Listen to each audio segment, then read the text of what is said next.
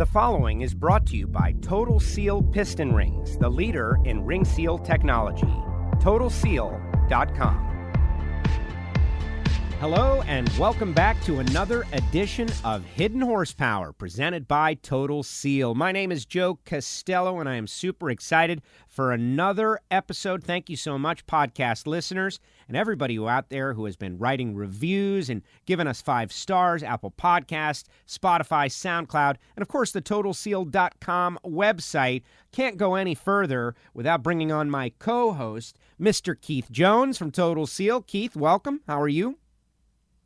I'm doing great, Joe, and thank you for, we'll say, having me back again. Here we are, another great day, sun shining. I think we're looking at 116 coming up here pretty quick in Arizona. Welcome to the heat. Yikes, exactly. It's summertime. How are things at Total Seal? Are you busy? Oh, we're swamped. We're buried. It's unbelievable how busy it is. I mean, yeah, I can't speak for all businesses because there's a lot of companies and a lot of places that suffered and a lot of people that lost their jobs. But the automotive world, the performance world, because everybody had time on their hands, dove into all their projects, and it just kind of blew this industry up. And racing suffered. A lot of racing stopped, but then the racing is coming back and has come back. So we've added all the street enthusiasts and truck enthusiasts, off-road enthusiasts, and now the racing guys are back. And yeah, it's an exciting time. I've never seen it this busy, and I don't want to date myself, but I've been doing this a long time. Exactly, and I can tell you that my NHRA drag racing stuff is coming back. So much is coming back. It's a very exciting time. Now, on this particular episode, we're going to do something a little bit differently. We've done marine and drag racing and dirt track and round track and NASCAR and classic NASCAR. One thing we haven't delved into just yet, and we're going to do it right here today, is a little something for the diesel guys. How experienced are you in that area? Me personally, I know how to put the key in, turn it, wait for the glow plug light to go off. That shows you how dated I am, and light her up. Light her up, which brings us to Choate Engineering Performance and Cass Choate, who has been part of our engine performance expos, and I have worked with him in the past, and he is going to guide us on a conversation talking about diesel horsepower. Let's bring him into the show right now. Cass, welcome to the show. Welcome to Hidden Horsepower. Hey, guys. Thanks so much for having me on. It's a huge privilege to be asked to be on the show, so thank you very much. Well, not only that, you're going to be educating me, definitely, and sounds like Keith, given his reference to the glow plug, maybe him too. Well, I think diesels are the mystical part of the internal combustion engine family. I think a lot of people are terrified of them because, it's not the 350 Chevrolet that their dad, they grew up on. So it's not as scary as all that. Well, you're going to be the guy in charge, and we're going to pepper you with some questions, of course, about, how it all works. But I guess let's start off there, and I would imagine our listeners to this podcast are going to be people who really want to delve deeply into what you know. I know you've got extensive knowledge, and what you guys have been doing over there at Choate Engineering Performance is just trying to improve everything that exists. From what I know, like whatever there is, you're making it better. Yeah, that's definitely our niche in the industry. We, a lot of diesel owners out there are really happy with what performance upgrades they can get through a tuner and taking a truck that may have been 360 horsepower, 375 horsepower from the factory, and bumping it up another 100 horse and being in that sweet spot right there. That's kind of where most of the market is. Everybody that has a diesel truck pretty much has a tuner on it. It's just kind of synonymous when you get a truck because there's so much power that can be added on a diesel simply from a tuner. So it's not so much the power that the guys are after at that point. When they come to us, there is a lot of guys there that are wanting to know what bolt-on parts that can make it better, what internal components. But one of the main things is what can we do to make this thing last? Because it makes great power, especially with a tuner, maybe an exhaust, whatever it might be. But what can we do to actually fix the inherent problems of the manufactured engine? So we really revolve around focusing on the insufficiencies of the engines per whatever manufacturer it is. And exactly, you're not really related to any specific manufacturer. You work with all, which sounds great. Right.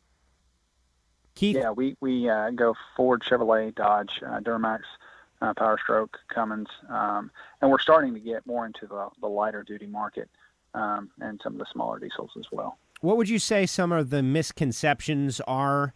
You mentioned it's not your father's 350. I certainly know that experience, but I'm out there on the streets. I do street drags at Homestead Miami Speedway. Some of the fastest vehicles we have are these giant four-wheel drive trucks you're talking about. They're diesel powered. They got great traction. They never turn a tire, but they run. They're fast, and people love them. So it seems like the fun market for diesel is coming on strong right now. What would you say are some of the misconceptions or maybe old conceptions of diesel?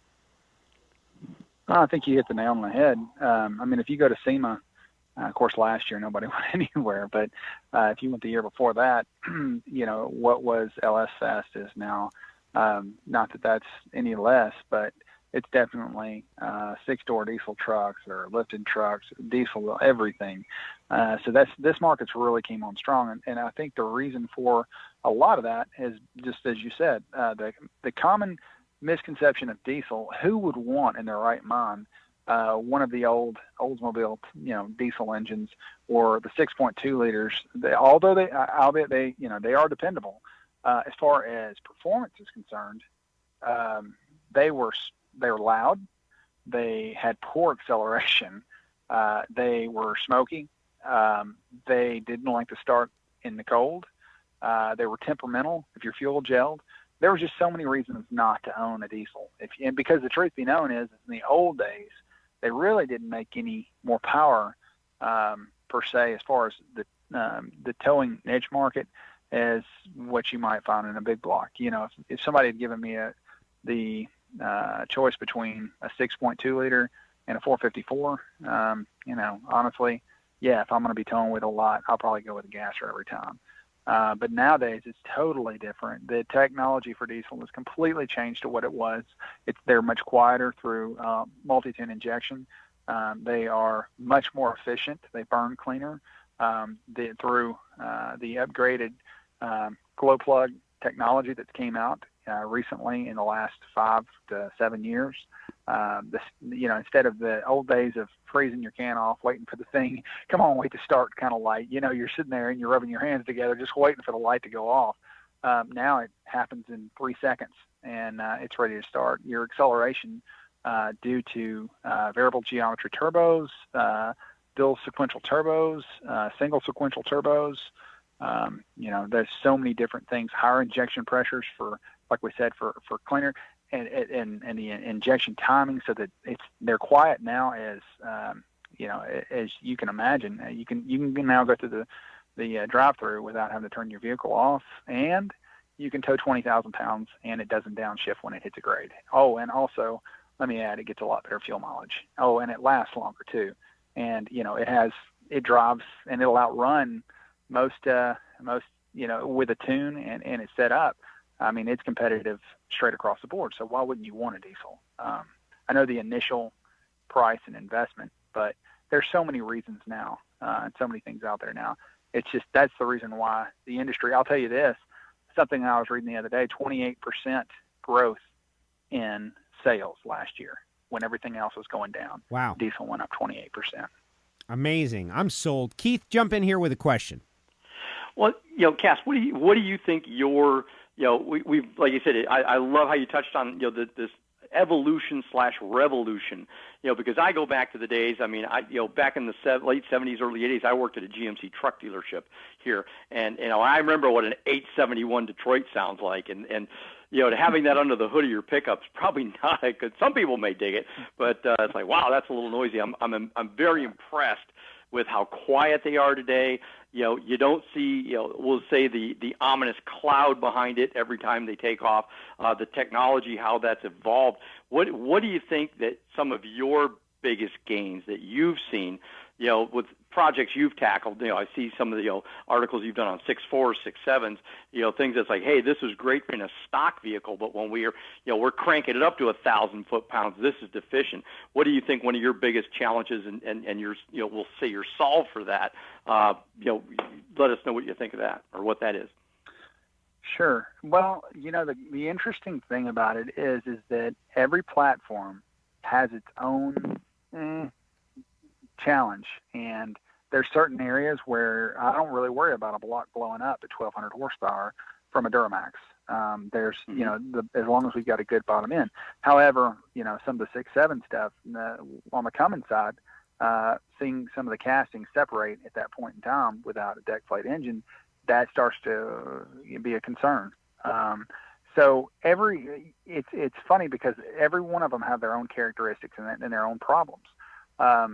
So, as far as when you're cranking it up, and you're making a lot more horsepower, anything from 6 liter that doesn't obviously have insufficiencies with the head bolt design, and we start lifting heads where we're cutting O-rings in the cylinder heads and using that for, a common fix for O-ring cylinder heads and upgraded maybe head gaskets and ARP studs and things like that, which is a very basic fix that, it's a very effective fix, but it's not like we're having to go out in left field and, deck plate an engine to make big power.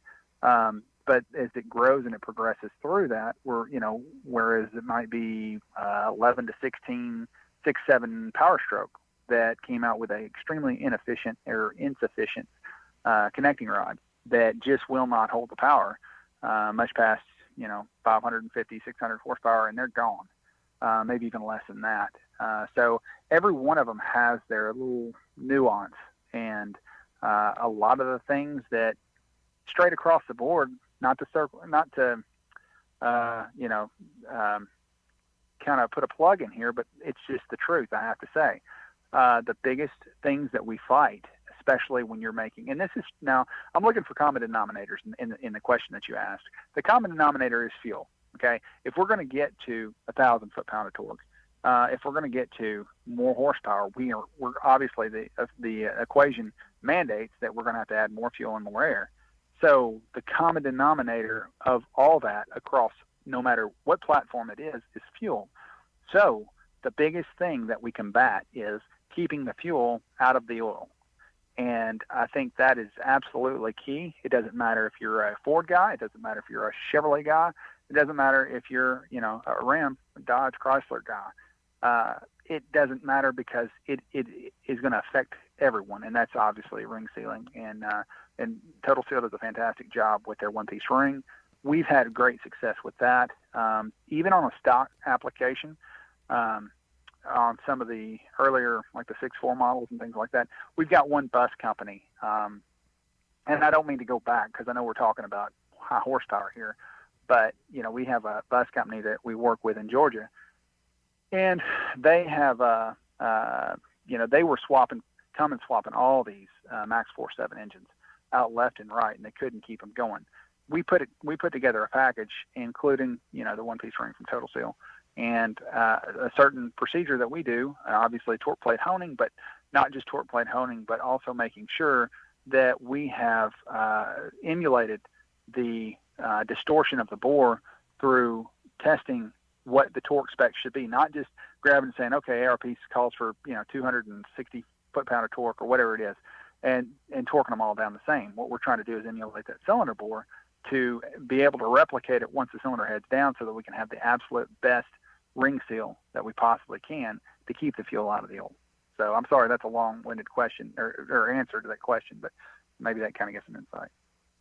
No, I'll jump in. No, that's perfect, Cass. I really appreciate that because that is the thing that I see, and it's just not the performance applications; it's the everyday application. The fuel dilution in the diesel, it's got a lot of it. And you start introducing more fuel, as you just stated, really cranking it up, and the fuel dilution's a absolute disaster in there. It just kills the oil film. So as you were talking about getting the bores straightened around, getting the bore finishes correct, because as that amount of fuel goes up, we've got to get more oil retention on the bores, and then keeping the fuel out of the oil.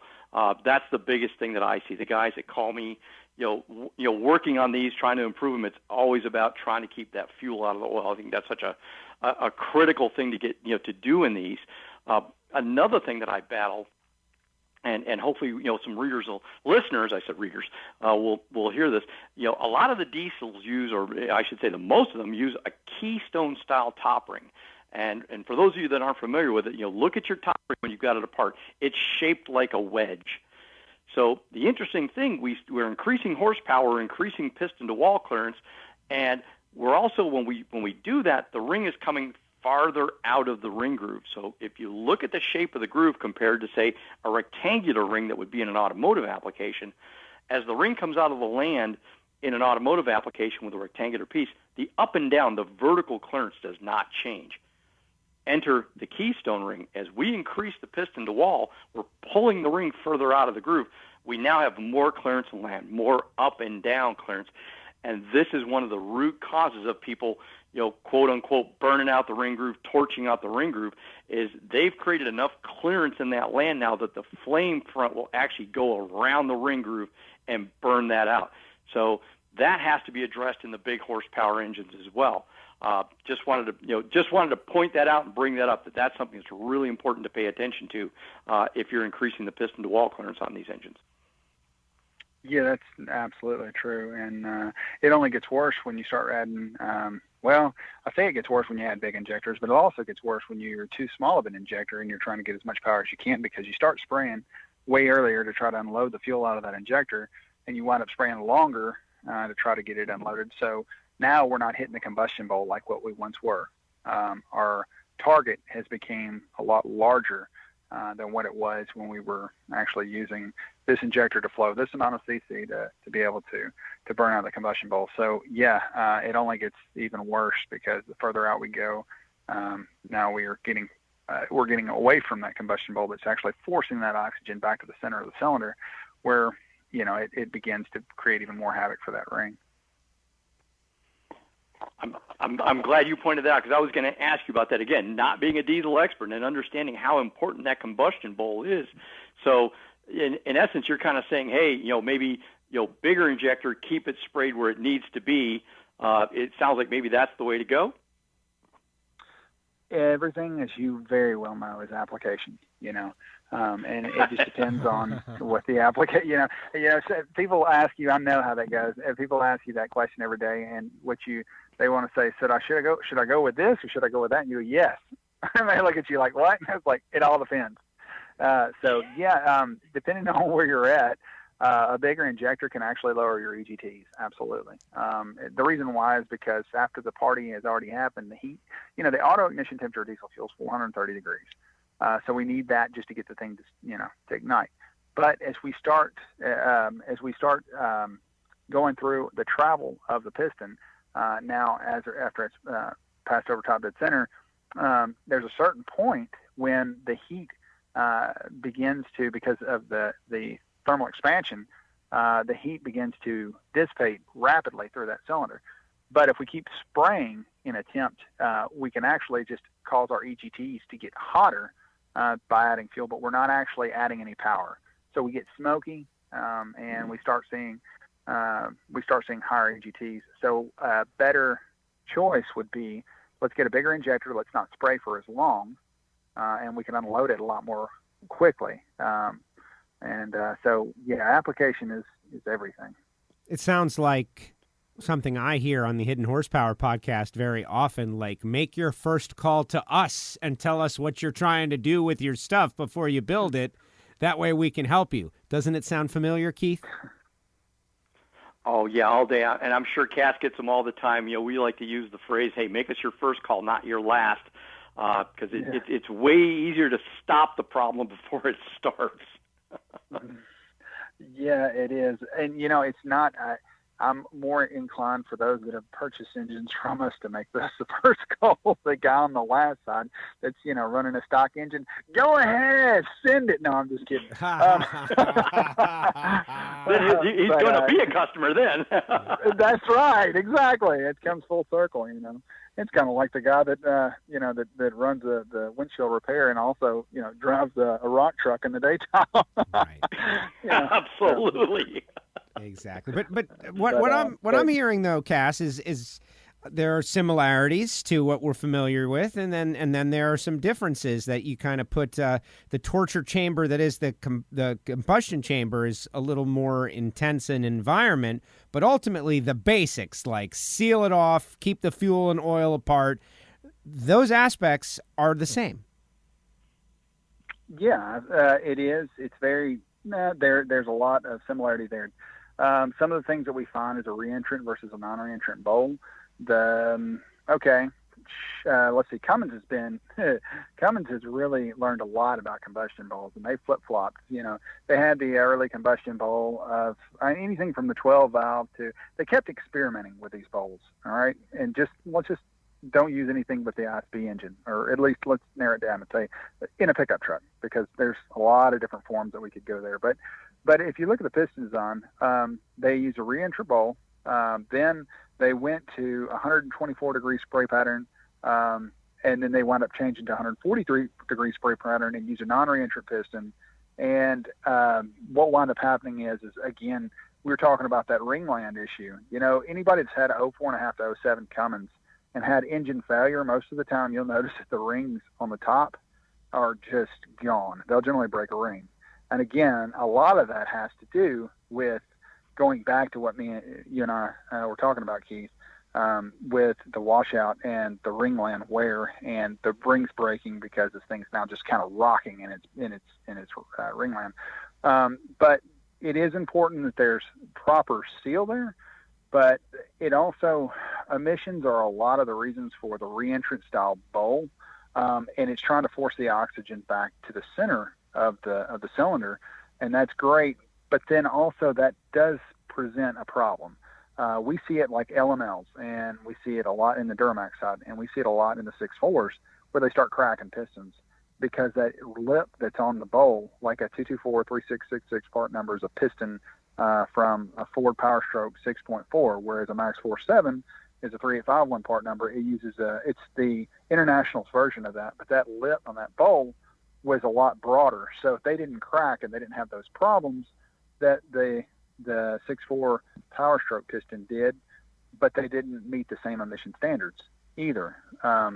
But what happens is if you could do a profile view, it's kind of like a teardrop shape as the gases go down in the bowl and they circle back around and kind of like do a 270. And when they do, that causes a lot longer, it causes for the heat to dwell in the pocket of that piston area, and it'll eventually, people always say, my piston's cracked. The truth be known is the piston doesn't ever actually crack. What it does is it torches it and puts a tiny pinhole in it. And when that happens, it acts like a watermelon on a hot July day, and it just pops open, and that crack, it becomes a pressure point as the piston's coming up. The pressure, goes through that tiny pinhole, it expands, and then it just literally makes a crack like across a windshield. And the next thing you know about the guys calling saying, hey, I don't know why, but I cannot keep glow plug harnesses in this engine, and he never dawns on him that, hey, I've got crankcase pressure out the, yang. And this, but that's kind of the typical event that it takes place anyway. It sounds like, Cass, you've got obviously a tremendous amount of knowledge about the about the combustion event and what's going on in this thing, which is, we'll say for those people that don't know you, the way we know you, it speaks volumes. I mean, just you deep dive this stuff like nobody else that I know. We'll say it's always fun to be around Cass and talk about this stuff. But where I was going next was, now the stuff that you do, we keep, you think of diesel, in today's world, we're always thinking of, light, I'll call it light to medium duty, pickup trucks type stuff. But do you dive into the larger engines? Because you had also mentioned about diving into the smaller engines. And have you worked on a lot of, we'll say the more, the big stuff, the heavy duty stuff? Yeah, so we'll take it up to about class 4. And from there, the market is just there's so much to do where we're at. I mean, there's nowhere in the world yet. Now, that being said, okay, so the place we came from was an 8,000 square foot facility building. It was tiny. And I built on it 4 times in 4 years. And this has been several years back. But here's of recent, we moved from 8,000 square feet to 155,000 square feet.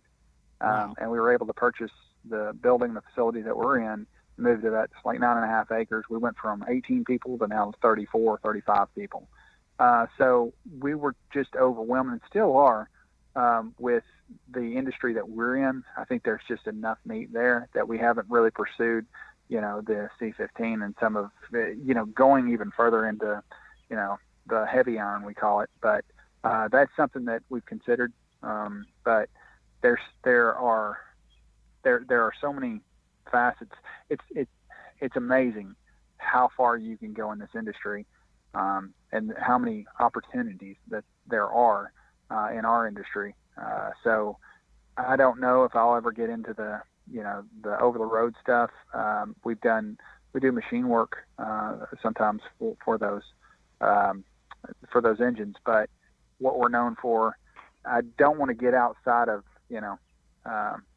too much of what I want to be really, really good at something, but not okay at a lot of things, and try to focus that. And I have a tendency as a business owner and as a guy that just loves engines and is just curious and likes to know as much as he can about as many different things. My wife will tell you I'll drive her nuts because I'll stay up at night and just watch instructional video until she's just, go in the other room. I'm sick of it. But I mean, I'm over there going, man, in 1932, this is how they were building it. Look at it. And she's asleep. I'm shaking her. Look, but to me, it's fascinating. I love it. It's cool. But now the big stuff, we are not as well known for. And like I said, I don't have any intention in the near future of pursuing that market.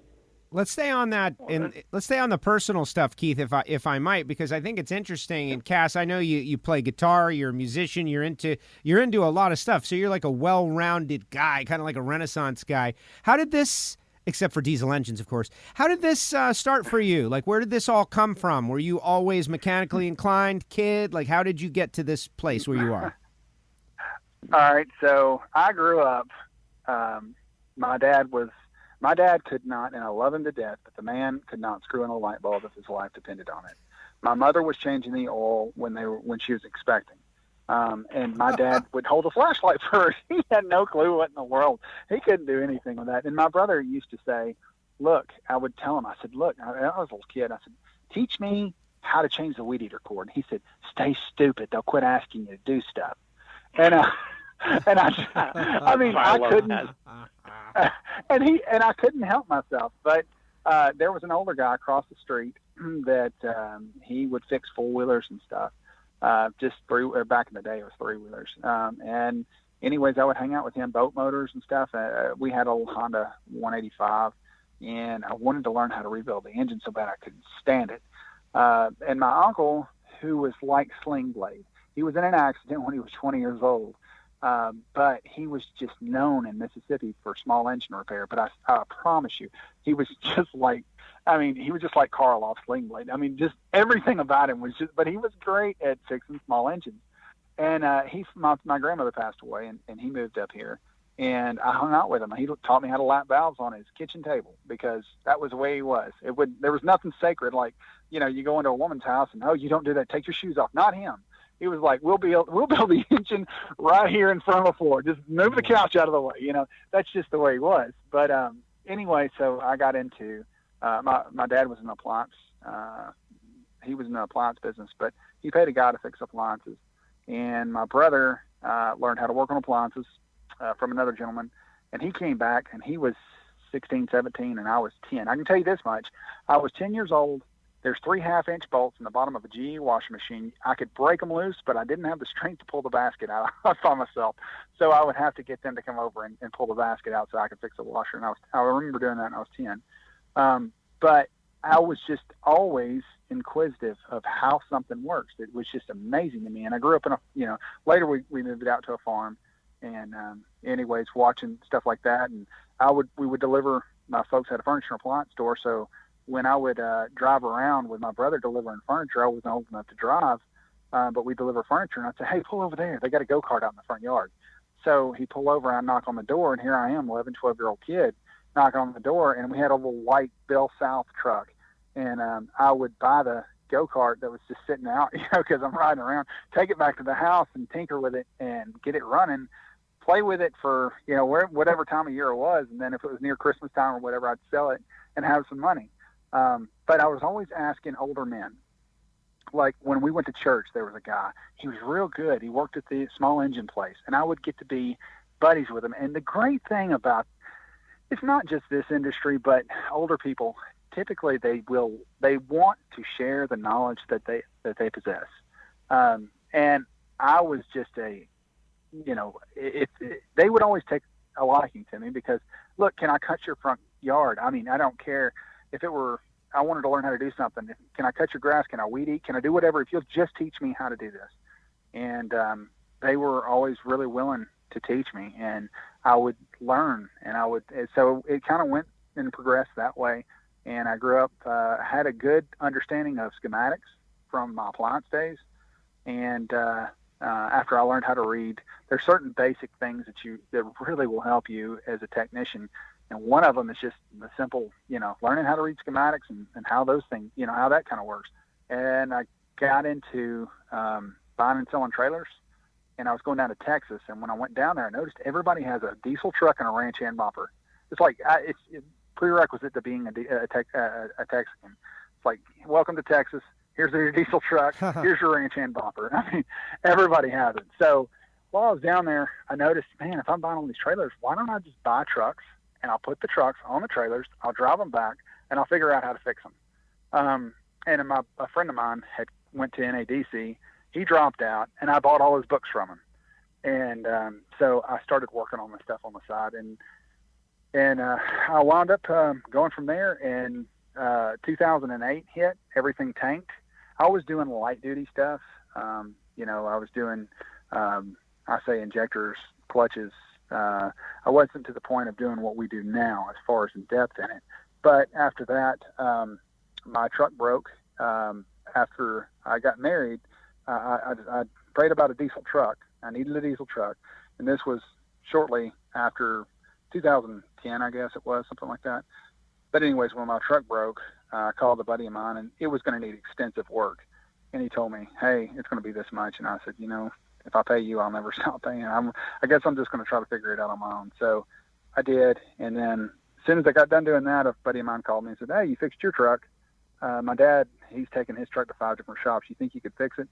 And I've never been one to say no on anything. I was like, sure, yeah, I can do that. And I'm going over there with a voltmeter, and that's the only thing I've got to diagnose the thing. I don't have a scan tool. All I had was a voltmeter and a wiring schematic. And it was tough. But I did it, and I got it figured out. And anyways, that kind of put me, I realized, hey, I need to make money. I got married. I got to provide. I got to do something. So it was always, never say no, and keep your hands moving and your ears open. Wow. Keith, wow. This guy's impressive. Oh, absolutely. It's we'll just say it's always fun to sit down to dinner with Cass. It's his background's kind of similar to mine, and it's that drive to want to learn, to want to know, and to take the classes. I remember my days, coming up, drafting classes, electronics classes, everything I could take, everything I could do, because it all comes, like Cass said, being able to sit down and read a schematic and know, hey, it starts at point A, it ends in point B. There's a problem somewhere between here and here. To have that and the same experience as, growing up that, hey, you got to dive in and learn this stuff and figure it out. It's great to be around like-minded persons in this industry. It's always an honor and a privilege to just say, he said, talk to the older guys and absorb that information. I'm over here absorbing everything that I can get out of Cass because he's the expert in this field, and I'm we'll say I'm learning quickly, and I appreciate that. One question for you, Cass. When we're working on these engines, whether it's gas engine, diesel engine, they all have a design compromise. And what I mean by that is, of course, price to produce the part, emissions, power. There's always that compromise. And you're always fixing that, tweaking that. The block's not strong enough, so we've got to deck it or have an aftermarket block made. Better head, better. Have you, is it in you? And I'm sure it is. It's, to design a clean sheet of paper. Knowing all the good things, all the bad things. Designing a head, designing the piston, designing the whole thing clean sheet. Where are you at on that, or is that even a dream? Absolutely. Yeah. I mean, who wouldn't? You can't be a gearhead and with a machine shop and not have some projects in the works. So we're definitely working on. The kicker is there's certain parts of it that it depends on how deep you want to go, because designing billet blocks that are strictly for race and strictly a race application. That's one thing. There's, always a casting issue for, a wet block. So it's limitations there. We're working on some cylinder heads for race application. We're working on a lot of parts that, we have designed parts in the past that would fix the problems. As far as a completely clean sheet, we're working on a project right now that is going to be strictly, it'll be a strictly race application. Unfortunately, the limitation of castings and things like that are going to be for an individual use, a daily driver type thing. It's just not there because there's just no way to machine some of this stuff without having casting. But there's definitely some things in the work for the Ford guys, and that's a big market for us. So we're working hard on that right now. And you take many things that Ford's done in the past. They kind of did that with the 6.7, where they took things that they liked about the 6.0s and 6.4s and things they liked about some of the gasoline stuff, and they kind of just like a hodgepodge, and they just put it all together. And that was pretty cool to see. There's a lot of bolt-on stuff, though, that we can still work off of a really good platform with some of the things that we're working on. Even take the very best of the, say, for instance, like the 6.4s or the 6.7s. Find the issues that they've got, because people aren't going to be able to buy for a daily driver something that they're using every day. They may not be able to afford a clean sheet, and us to completely redesign everything. But we were able to hit the areas of failure. 6.7s, the huge issues of starvation for oil. We've been able to address those. But anyways, I kind of took the long way around the barn there. But as far as the racing world, the Ford stuff, I really don't want to put it out there just yet what we're working on. But we definitely have some things in the work, and I'm hoping the end of this year, first part of next year, I'd love to be able to release it for PRI. A tease on Hidden Horsepower presented by Total Seal.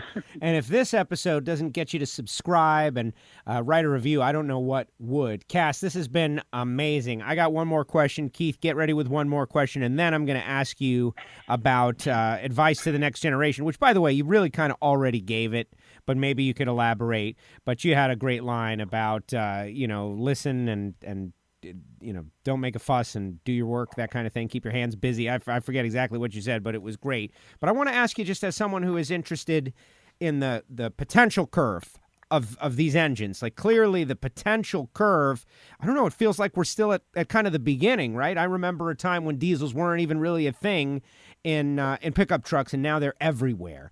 And now seeing them go so fast, and you're making all kinds of parts and you're making a living, like how far along that potential curve do you think we are, as opposed to a standard V8 like you talked about, the Chaotes and the LSs and those engines that came out kind of advanced that. Like, wow, all of a sudden they did something new and they got more potential to create power. What about with these diesels? How far along are we? The limitation for the diesel, for the OE, is always going to be their niche and what they're designing everything around. We're seeing engines now that are making 450 horsepower, 910, 1,000 foot-pound torque, right out of the gate. Right, you could drive it off the lot today and make 1,000 pound-feet of torque. The compacted graphite iron is only better than what we had in the past. The materials, the limitations that we'd had before were always a material one. Nobody knows that better than Keith. Seeing that in the in the ring world. So we're seeing steel pistons that are coming from the factory. Steel pistons now. That's just unheard of. Who'd have thought that 10 years ago? It's absolutely mandatory because we're seeing 36,000 pounds of rail pressure. So they're not going to do anything more than what they have to. Sometimes I feel like, but the reason why they're doing it now is because they have to, because it's such a competitive market. Like I said in the beginning, 28% now. That's what the growth margins were from last year when everything was, going under. The other thing that actually picked up too, and I'm not trying to sell diesel here, but the other thing that picked up too, one of the biggest markets that picked up last year was the camping market. Everybody's got a camper now because nobody wanted to stay at home. So yes. That being said, there are many, many, many more diesel versions of vehicles now than there have ever been, which has allowed for more research and more growth in those areas. I think that we're just seeing, honestly, I know that California is saying that by the year, 2030 or something, they're not going to allow diesels anymore. I think, to be honest with you, a lot of stuff that you're hearing out right now, it's just, I don't think I would put too much stock in it. I think that it sounds good when you say it, but the reality of it is it's just not possible. And Ford has invested and continued to invest in their platform, and I think they've pushed that thing just absolutely. It's incredible to see what they've done in the last 10 years with the 6.7. I see that the future of diesel is definitely a bright one. Excellent. Keith, final question. Well, I want a question and a comment. And one thing that Cass mentioned about the steel pistons that are out now, and because of rail pressures, the heat we're dealing with, the power outputs, we've started developing our HSS, high-speed steel top rings for the diesel application. We've had to push that ring so far. We're talking in the gas world. This is pro mod level stuff. To survive that world and to be able to handle the heat, the power output they have. It is that we've had to develop new material technologies, new coating technologies, because guys like Cass are pushing this technology, this engine technology so far. But the question for Cass, and this is kind of going back to, we'll say, your youth. What was the defining moment? Where was that divergence from a gas guy to a diesel guy? Because you get guys that race gas motors, they don't ever think about diesel. Diesel guys aren't racing gas stuff. So somewhere there was that thing. It was like, was it the farm? Was it the trip to Texas? When was it, or was it even a conscious thought that I'm not a gas performance guy, I'm a diesel performance guy. We'll just say expand. I don't know that anybody's ever asked me that question, and that's a really good question. I think my brother has passed away, and he's gone on to the Lord, but in 2000, I'll remember, this goes to show you, it's funny, it goes to show you how people are so far removed from diesel. I remember going with him, and we were test driving. I had no clue back then anything about diesel. Salesmen, they will actually, this is the dumbest thing ever, but salesmen, we're sitting in a second gen body style at that time, like 99 or 2000. And anyways, the guy goes, yeah, this thing actually, these things come from the factory. There's a rod knock in them. Of course, they're large. It's like, looking back, you're like, what are you smoking, man? This is like your first day on the job. Hello, well, whatever. But he's trying to sell us this truck. But, oh, yeah, Cummins is this, Cummins is that, We were clueless. But a friend of his that was actually in the appliance business, he had a 7.3, and he swore by 7.3. It was just, he's a typical 7.3 guy. There is no other diesel engine out there on the market, but he bought a new truck in 2000. And when he bought that truck, he always wanted a Chevrolet, always wanted that. And then 2001, they came out with the Duramax. And I was just enough because I always wanted it. I'm a younger brother. Everybody out there can relate to this. If you're a younger brother, you always want to one-up your older brother simply because he's the guy to impress. It's not the kid down the street. It's not anybody else. It's not even your dad. It's your older brother. That's your in a weird way, that's kind of like, for me anyways, it's kind of like my father figure. but I always wanted to impress him. But I knew that he wanted a Duramax, and they came out with it the next year, right? So that was 2001 was the first year that they're actually putting the Duramax engine, and he was a Chevrolet guy hardcore. So I went and I remember going and test driving the Duramax and bringing it to the house to show him, and I was just being kind of a little bit antagonistic because he was not a Ford guy by any stretch of imagination. But they didn't have it then. So once I got in that was life-changing. I mean, once that introduced me to the diesel world, and I was hooked, and there was no such thing as any other engine at that point in time. It has to be diesel. So I guess that's what did it. Amazing. He's Cass Choate from ChoatePerformance.com, Choate Engineering Performance. Cass, we always ask everybody, there's another generation of people coming up. They're out there. They're interested. Maybe they realize that they're mechanical. We hear about the next generation, and our listeners, they seem to be very hot on all of this. So what advice would you give them how to go from where they are to where they want to be? Stay low, stay humble. And if you know an older guy that knows a whole lot, see if he needs his grass guys. I think that's kind of the best advice that I guess I could give. Just people like to help humble people. Nobody really likes a prideful person. And if you can stay low and keep your mouth closed, ears open, and be willing to put in the for lack of a better term, the sweat equity. I think that's the best advice that I could give to the younger generation. Whether a guy succeeds or he fails, typically it's going to be directly related to his willingness to work. So when opportunity does not, by some uncanny quirk, it often goes unnoticed. So resembles work. Wow. Excellent advice. Keith, how great was this? Absolutely fantastic, Cass. I got to tell you, words to live by what you just said. And like I said, if I was there right now, I would shake your hand, brother. Well, I look forward to seeing you soon. And, man, I greatly appreciate y'all having me on. Oh, it was fantastic. I know this is going to be a very popular episode. I really appreciate you, and you've got an enthusiasm and an ability to communicate. And to me, what's great is that, relatively new in your endeavor, right? You're not one of these people who have been around a long time, and you've had rapid, extreme growth, and you're innovating, and you're doing new things, and you're willing to share your knowledge, and that is all great stuff, and that's why you were on Hidden Horsepower. Cass, thank you so much. Good luck with Choate Engineering Performance, and I hope to see you at the next Engine Performance Expo, and we'll have some more good times. Thank you for coming on Hidden Horsepower.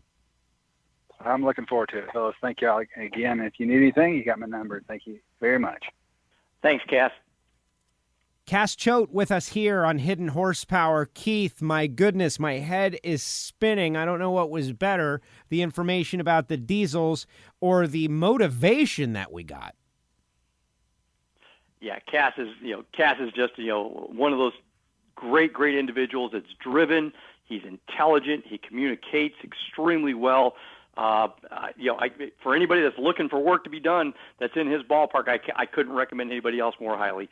He is an absolutely fantastic guy and a great soul. So for our audience, who I would imagine, because Cass is on, the diesel crowd out there, in addition to our normal Hidden Horsepower listeners, all you diesel folks out there, subscribe, Apple Podcasts, Spotify, SoundCloud. We're going to do this again, but I think there's some things to learn from our previous and future guests as well, and you will enjoy the show. But what about Total Seal? What can you do for the diesel folks out there? Oh, we've got a lineup for just about every engine Cass just mentioned. From the small little Kubota diesel tractors that are out there to the big over the road jobs. We do rings for everything. In between all the late model 6.4, 6.7s. The old 7.3, 6.2s, Duramaxes. As Cass mentioned, one of the biggest challenges with these is keeping the fuel out of the oil. Take away faster starting. Builds more cylinder pressure faster, all the things the gapless ring done. If you're just looking at one thing, it just simply eliminates fuel dilution. We have so many customers that have gone to the ring just simply for that fact. They go to change the oil. Guess what? Still looks like oil. It's an amazing reduction in contamination in the bottom end.